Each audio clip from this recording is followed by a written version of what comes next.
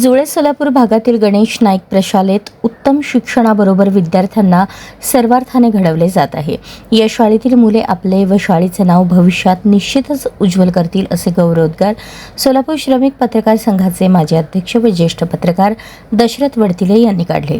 गणेश नाईक विद्यामंदिर व कैलासवासी मातोश्री मलकव्वा हनुमंतप्पा बिराजदार पाटील प्रशाला रत्नमंजरी सोसायटी जुळे सोलापूर येथे महात्मा बसवेश्वर जयंती साजरी करण्यात आली। त्यानिमित्त वचन गीत स्पर्धा घेण्यात आली।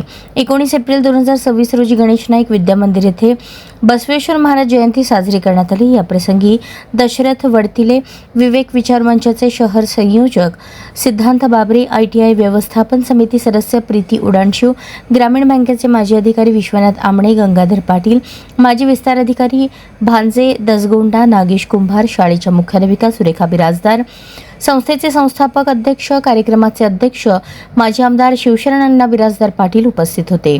या प्रसंगी दशरथ वडतिले यांनी विद्यार्थ्यांनी गायलेल्या बसवेश्वर वचन ऐकून विद्यार्थ्यांचे कौतुक केले। विद्यार्थ्यांनी शिक्षण घेऊन आपले भावी जीवन उज्ज्वल करावे असे आवाहन केले। संगीत विशारद महेश बोराडे सर यांनीही बसवेश्वर महाराजांचे वचन कन्नडमध्ये आपल्या मधुर वाणीत सादर केले। सिद्धांत बाबरे यांनी आपल्या मनोगतामध्ये शाळेतील विद्यार्थ्यांचे कौतुक केले। शाळेचा परिसर स्वच्छ, विद्यार्थ्यांच्या अंगी असलेली शिस्त, शिक्षक वर्ग विद्यार्थ्यांना उत्तम मार्गदर्शन करतात हे भाषणातून व्यक्त केले।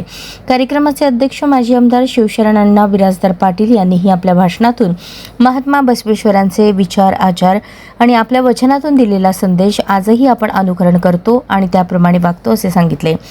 विद्यार्थ्यांचे त्यांनी कौतुक केले, शिक्षकांना मार्गदर्शन केले। शाळेतील प्रत्येक विद्यार्थ्यांनी उत्तम शिक्षण घेतले पाहिजे, आपल्या कुटुंबाचा विकास साधला पाहिजे, समाजाचे हित जपले पाहिजे असे सांगितले।